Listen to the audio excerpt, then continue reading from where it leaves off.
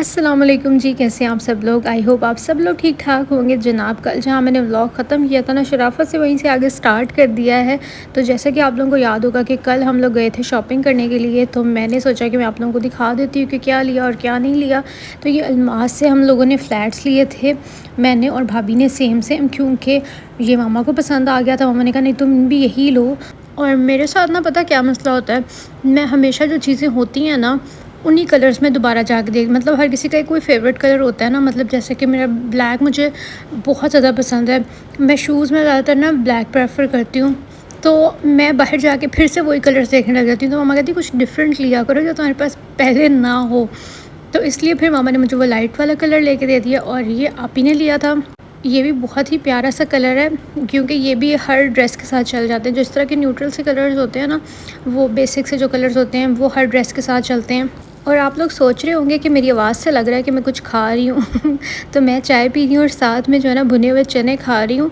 और मैंने सोचा वॉइस ओवर भी कर लेती हूँ, जल्दी से व्लॉग अपलोड कर देती हूँ, क्योंकि आप लोग मेरा वेट कर रहे होते हैं। और ये दुपट्टा मैंने आप लोगों को कल ही दिखा दिया था, ये मैंने लिया था आगा नूर से। मतलब अपने लिए नहीं लिया था, भाभी के लिए लिया था। और इसके ऊपर फुली एम्ब्रॉयडर्ड और साथ में लेस वर्क हुआ है, तो इस वजह से प्यारा लग रहा था ये। और इसकी प्राइस भी मैंने आप लोगों को दिखा दी। बाकी मेरे ख्याल से अल्मास के शूज़ की प्राइसेस हैं मैंने आप लोगों को बताई, तो अब मुझे वो याद भी नहीं है। और इसके अलावा मैंने अपने लिए आगा नूर से ही एक शलवार ली थी, जो कि मुझे बहुत ज़्यादा पसंद आई थी, क्योंकि इस तरह की जो खुली खुली शलवारें होती हैं ना वो कम ही मिलती हैं। और फिर वो एम्ब्रॉयडरी भी हुई हुई थी उसके ऊपर, पाइंचों पे भी और पूरी शलवार पे भी। और इसका घेर भी बहुत खुला था। मुझे ना इस तरह खुले घेर वाली शलवारें बहुत ज़्यादा पसंद हैं। अगर आप लोग मुझे शुरू से देख रहे हो तो आप लोगों को आइडिया होगा मेरा। और मैं हमेशा बेसिक जो कलर्स होते हैं ना, इनकी ट्राउज़र्स और शलवारें बाय कर लेती हूँ। इसकी प्राइस भी आप लोग देख लें, 2750 इसकी प्राइस है।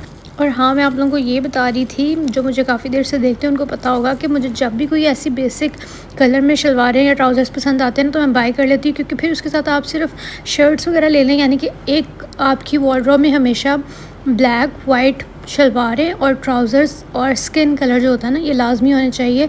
कि इसके साथ आप किसी भी तरह की शर्ट जो है ना वो पेयर कर सकते हैं, तो वो अच्छी ही लगती है, क्योंकि हर शर्ट में ये कलर्स तो होते ही होते हैं। और यहाँ पर जो है आप ये निकाह के जो हमने लिए थे वो मैं आपको दिखा रही हूँ। ये निशात से उसने बोला था मुझे सिंपल से चाहिए घर पहनने के लिए, तो ये उसके लिए। और फिर हम लोग आ गए थे खाड़ी पे। खाड़ी से भी अब एक दो ड्रेसेस लेने थे।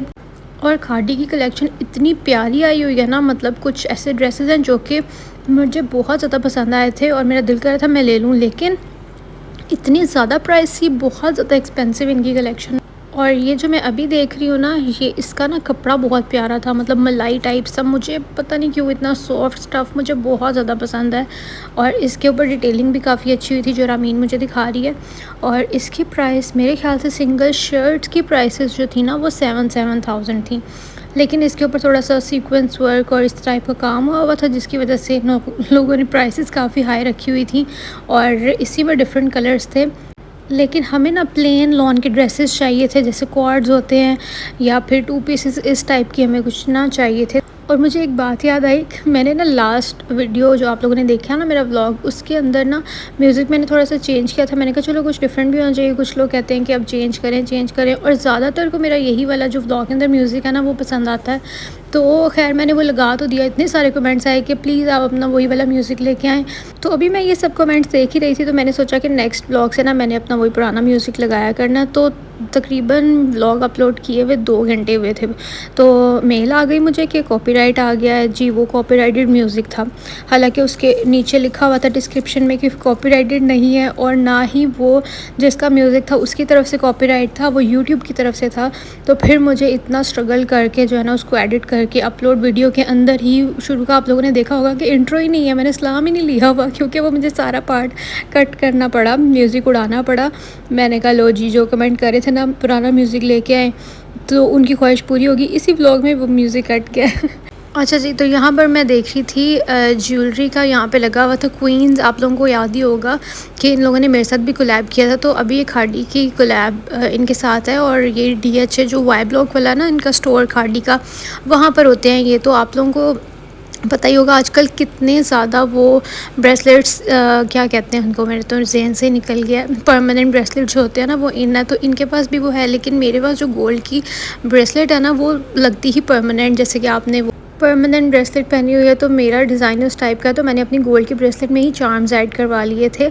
और वन जो है चार्म वो फॉर 14,000 था, तो अगर 2 चार्म्स ऐड करवाते तो वो 18,000 के अंदर 1800 के अंदर 2 हो रहे थे, तो इसलिए फिर मैंने 2 करा लिए। खैर अभी मैं आपको दिखा रही हूँ आप ये निकाह का ड्रेस जो हम लोग लेके आए थे। 2 ड्रेसेस लिए थे, एक ये वाला और एक दूसरा सी ग्रीन सा, और वो उसी टाइम पे भी मैं आप लोगों को दिखाई रही थी कि टेलर आ गया जो उसके ब्रीजे के हम लोगों ने अनस्टिच ड्रेसेस लिए, वो स्टिच होने के लिए देने थे, तो वो ले गया।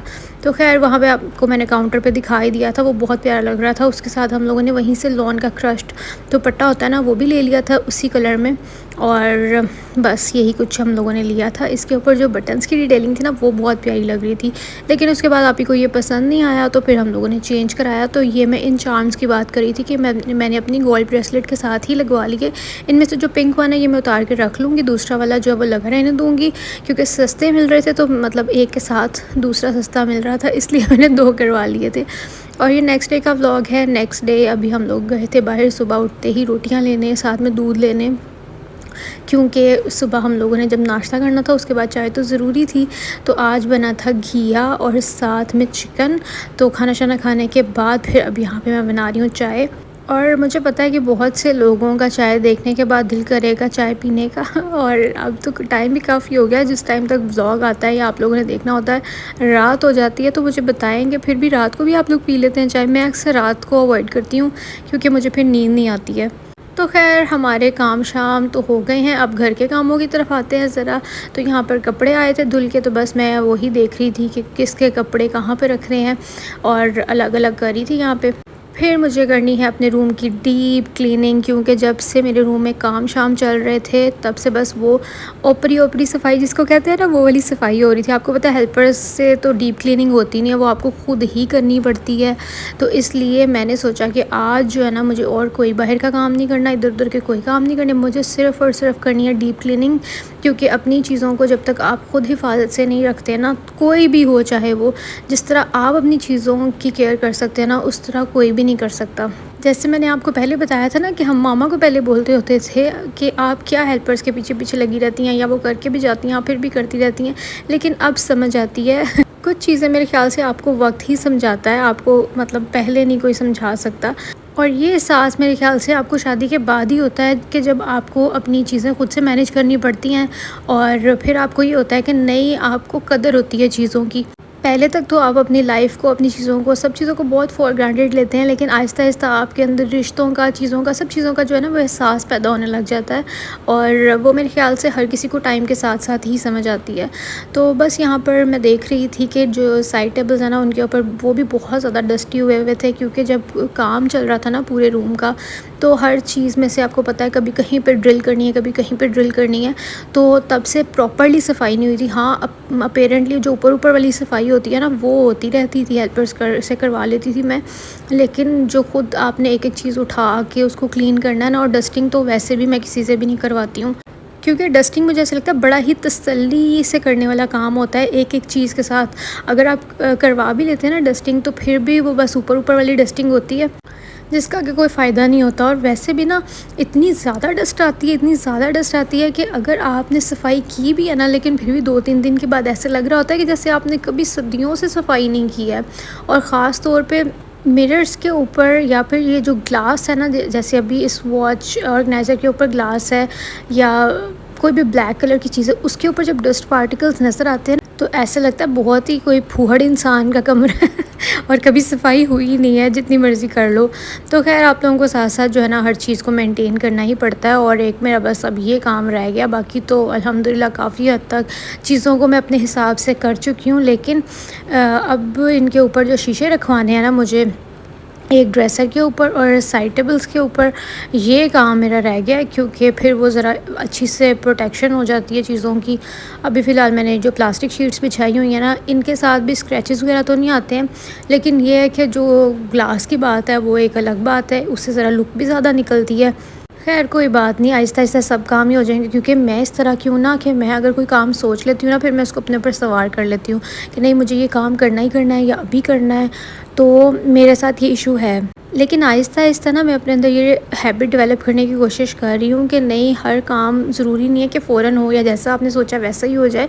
थोड़ा-सा कुछ चीज़ों को जो है ना वो टाइम भी देना चाहिए और टाइम के ऊपर भी थोड़ा-सा छोड़ना चाहिए। लेकिन मुझे ऐसा लगता है कुछ चीज़ों में आपको काहली मचानी भी चाहिए, क्योंकि अगर आप थोड़ा स्लो हो जाएँगे ना और आपके इर्द-गिर्द वाले बंदे भी स्लो होंगे तो फिर पूरियाँ पैगियाँ, आपको फिर खुद फ़ास्ट होना ही पड़ता है। लेकिन ये बहुत ज़रूरी है कि आप अपने अंदर हैबिट डेवलप करें कि चीज़ें अगर थोड़ा टाइम भी ले रही हैं ना, तो आपको अपने आप को इतना ज़्यादा पैनिक नहीं करना चाहिए। फिर भी मुझे लगता है कि that really depends on your nature, कि जिस तरह की आपकी नेचर है आप कितनी को हद तक उसको चेंज कर सकते हैं। एक हद तक बस एक लिमिट होती है ना हर चीज़ को चेंज करने की, उससे ज़्यादा नहीं आप कर सकते। तो मुझे आप लोग बताइएगा कि आप लोगों की क्या नेचर है, कि अगर आप लोगों ने कुछ सोच लिया तो आप लोगों को ये होता है कि नहीं बस ये काम होना चाहिए, या फिर ये इतना ज़्यादा टाइम क्यों ले रहा है, या फिर आप लोग रिलैक्स रहते हैं, ईज़ी रहते हैं कि कोई बात नहीं यार, हो जाएगा हो जाएगा। चलिए जी, आज मैंने आप लोगों के साथ क्लीनिंग वीडियो भी साथ में शेयर कर रही हूँ, क्योंकि मैं अक्सर जो है ना जब इस तरह के काम करती हूँ या कुछ भी, तो मैं फ़ोन नहीं पकड़ती हूँ। मुझे ये होता है मैं बस आराम से वो काम करती रहूँ और काम पे फोकस करके करूँ, क्योंकि फिर अगर आपने खुद ही वीडियो भी मैनेज करनी है तो उससे फिर काम नहीं होता। अभी भी मैंने बहुत कम पार्ट्स रिकॉर्ड किए हैं, प्रॉपर मैंने जो सफाई किया है, डीप क्लीनिंग की, वो मैंने आप लोगों से शेयर नहीं की, क्योंकि मैंने कबर्ड्स वगैरह और हर चीज़ साफ़ की है। आई नो कि क्लीनिंग वीडियोस जो है ना वो बहुत ज़्यादा रिलैक्सिंग और सूदिंग होती हैं, और आप लोग ये सोच रहे होंगे कि मैंने यहाँ प्रॉपर्ली झाड़ू नहीं लगाया। मैंने यहाँ इस कॉर्नर से प्रॉपर्ली झाड़ू लगा के ही फिर मैंने कैमरा उठाया था चेयर वगैरह सब कुछ पीछे करके खींच खांच के, और उसके बाद फिर मैंने पकड़ा था फ़ोन। मैंने कहा चलो अब थोड़ा सा रिकॉर्ड कर लेती हूँ। यहाँ पे बस अब झाड़ू शाड़ू लगाएंगे और फिर मॉपिंग करेंगे, दैट्स इट, और सारा हमारा रूम जो है ना वो नीट एंड क्लीन हो जाएगा। हाँ, तो मैं ये कह रही थी कि जो भी क्लीनिंग वीडियोस होती हैं ना, मुझे खुद वो बहुत ही ज़्यादा वो लगती हैं, रिलैक्सिंग लगती हैं और देखने में मज़ा आता है। ऑर्गेनाइजिंग वीडियोस हो गई, तो ये देख के ना इंसान बहुत ज़्यादा वो हो जाता है, मतलब जोश में आ जाता है कि नहीं मुझे भी ये करना है। और आप लोग मुझे अक्सर कहते हैं कि आप शेयर किया करें, तो मैं ना आजकल इसलिए भी शेयर नहीं कर पा रही थी कि एक तो घर पे काम शाम भी हो रहा था, और दूसरा ये मेरा जो ट्राइपॉड है ना वो मामा की तरफ रह गया, और मैं हमेशा सोचती हूँ कि अब मैं जाऊँगी तो लेके आऊँगी, क्योंकि मैं जब कुछ कर रही होती हूँ ना तब मैं अकेली उस काम को ज़्यादा कंफर्टेबली और रिलैक्स होकर कर लेती हूँ। तो इसलिए फिर कमरे में मेरे पास कोई भी नहीं होता जिससे मैं कहूँ कि वीडियो बना दे, तो फिर मैं लगा दिया करूँगी ना कैमरा एक जगह, तो फिर उसके साथ मुझे वीडियो रिकॉर्ड करने में आसानी होगी। और रूम की जो सेटिंग सूटिंग है ना, ये भी मेरी काफ़ी हद तक कंप्लीट हो चुकी है। मतलब सिर्फ मुझे अब यहाँ से काउच मूव करके तो चेयर्स लेके आनी है, बाकी सब मैं कर चुकी हूँ। और यहाँ पर हम लोग फ्रेश वगैरह में हो गई थी सारा कुछ करने के बाद, जो कि बहुत ज़्यादा टाइम लगा था, और वीडियो में बस मैं थोड़ा थोड़ा आप लोगों के साथ शेयर किया। अब मैंने शावर लिया, अब मैं आराम से जो है ना वो थोड़ी सी स्किन केयर करूँगी। स्किन केयर में क्या, सिंपल मॉइस्चराइज़र लगाऊँगी, थोड़ा टिंट लगाऊँगी, साथ साथ पॉपकॉर्न्स खा रही हूँ, और पॉपकॉर्न्स के साथ साथ हम लोग मूवी देख रहे हैं, नई नई ड्रामा देख रहे हैं, एक नया स्टार्ट किया था। और बस इस व्लॉग को मैं कर रही हूँ यहीं पे एंड। आई होप आप लोगों को अच्छा लगा होगा। अच्छा लगा तो लाइक शेयर सब्सक्राइब ज़रूर करिएगा। मैं आप लोगों से मिलूँगी कल, तब तक जी अपना ख्याल रखें। अल्लाह हाफ़िज़, बाय बाय।